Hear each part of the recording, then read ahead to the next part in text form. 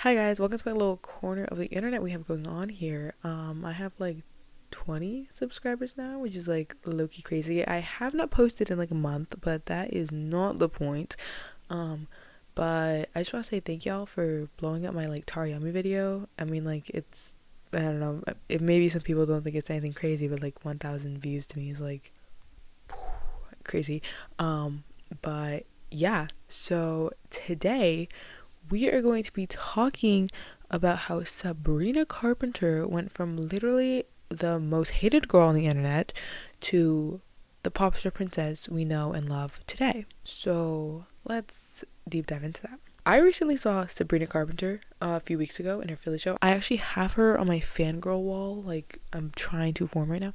If you can't tell by like the wall I have forming behind me, I am kind of a fangirl.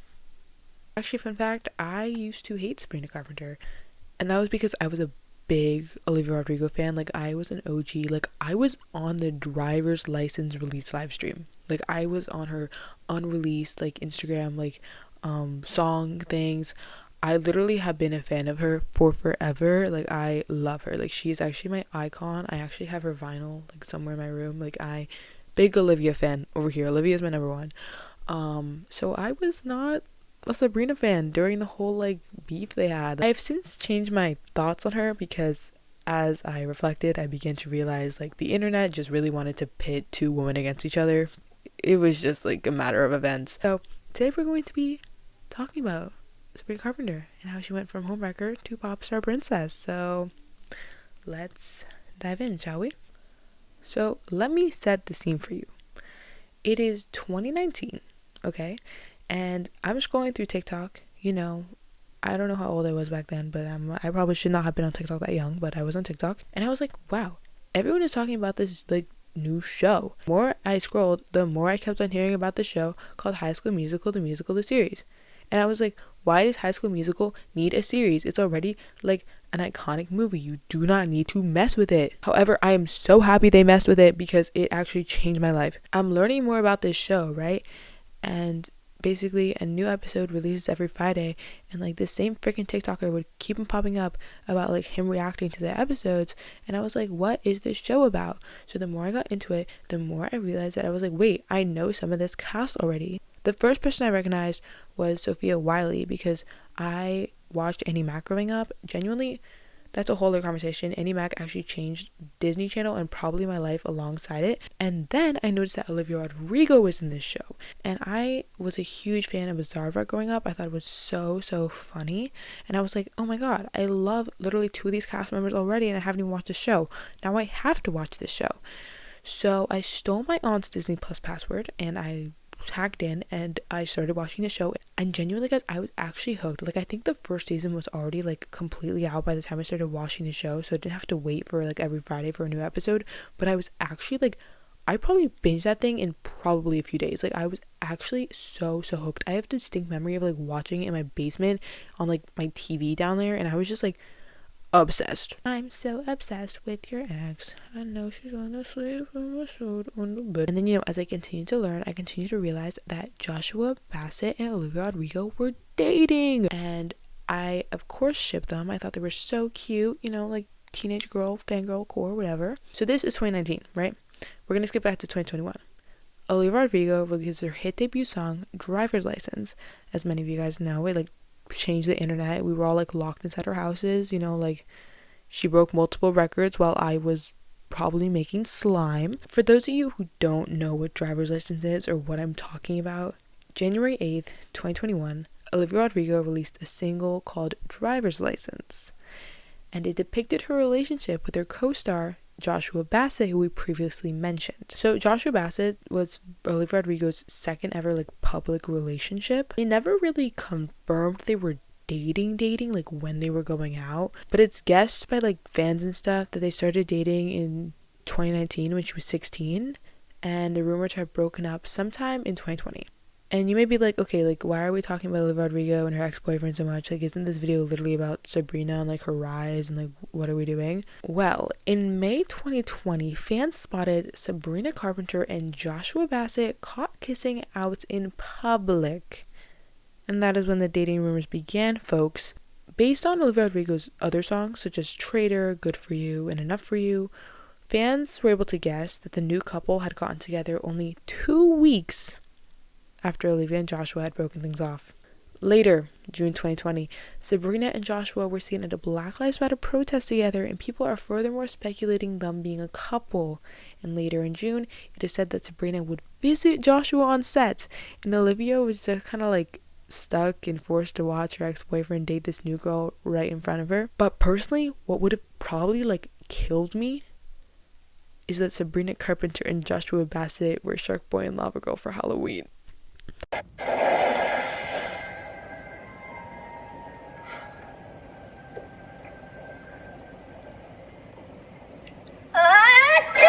That would actually be like my final straw. I've never had a boyfriend before, but if my ex-boyfriend and his new girl were Shark Boy and Lava Girl for Halloween, like, you guys would never hear from me ever again. Like, that is it. It's done. I'm done. Like, I can't. There's no point. And I don't know how many of you guys watching this were, like, there for the driver's license. Like, you guys saw how much of an impact it made on the internet. But when I tell you this song broke the internet, I mean it. Like, it actually... insane. Like, it shot her up to stardom. Like, she broke so many records in probably like 24 hours. It was insane. Like, she was Spotify number one. It was like number one. I was like, oh my god. And she was getting so many new fans, so much popularity. Like, all eyes were on her. Everyone was listening to this song, and everyone hated Sabrina Carpenter and Joshua Bassett. People were saying Sabrina was a homewrecker and a slut. Joshua Bassett was even sent to the hospital due to septic shock because of all the hate he was receiving. The two were receiving constant death threats, which obviously no one deserves. But when I tell you that Olivia's fans were diehard fans, I mean they were diehard fans to the core. Even as a diehard Olivia Rodrigo fan at the time, I never went to the extent of doing that. I think no one should go to the extent of doing that. Even at the time, and still now, I do think this. I do think that Olivia should have told her fans to lay off on the hate. If I remember correctly, I think she only said it like once, and she said that like the song wasn't about Joshua, which everyone knew that was a lie. But also, we don't know what was going on behind the scenes. She was like 18 years old, and she was literally shoved into this like unimaginable level of stardom. And maybe also like her PR team was like, you can't say it's about Joshua. Oh, you can't speak on it. You can't talk about them. Like, we don't know what happened. So, giving her the benefit of the doubt. So Sabrina Carpenter is now getting all of this attention and all of this hate, so she decides to release a response song to Driver's License, which I definitely do not think was the move at the time. So on January 22nd, Sabrina Carpenter releases a song called Skin, which is a response song to Driver's License. Some of the lyrics include, you can try to get under my skin while he's in mine. Yeah, all of my skin. Again, I do not think Sabrina should have released this. This was not a good move on her, like, side. I don't know who let her release this. Like, I don't know what they were thinking. The song was basically saying that Olivia and her fans' words weren't going to hurt her as much as they were trying to. And it was just a direct response and kind of attack on Olivia. She only released the song 2 weeks after Driver's License release, so it was definitely like rushed in my opinion and just should not have been released. I don't know why they let her do that, because it only ended up bringing her more hate and more attention, and everyone was just like, wow, she's this like older girl and she's being less mature and she's just like a bitch. Basically, until 2022, I feel everyone just didn't like Sabrina. Like, I mean, obviously she still had like her fandom, but I feel like overall the internet was like, wow, this girl who's like older than her just like goes and dates, like steals her man after 2 weeks. Like, that's crazy, because mind you, Sabrina and Olivia have a 4-year age gap, so everyone was just like, wow, she's a bitch, she's stealing from the young.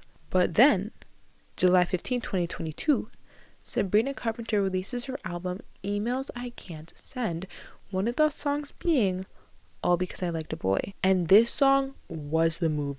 Her publicity team, whoever she hired in between that time, give them a bonus, give them a raise, because I think this is what pushed her to be like the person we know and love today. And I think this is what really made the internet reflect and be like, huh, maybe we shouldn't send death threats to people all the freaking time about scenarios that we know nothing about because we are fans. Do not have parasocial relationships with celebrities. You do not know what's going on in their life. My God, like, I have never commented on a person's post and been like, wow, I don't like you. End it all. That is insane. Don't do that. Guys, you don't know them and they don't know you. It's like, oh my God. Sorry, I hate parasocial relationships. They actually make me so upset. Like, it gets me angered. Like, it makes my blood boil. But that's a conversation for another time. Maybe another video. Let me know if you want that. In my opinion, Sabrina should have just never released Skin and just released All Because I Liked a Boy.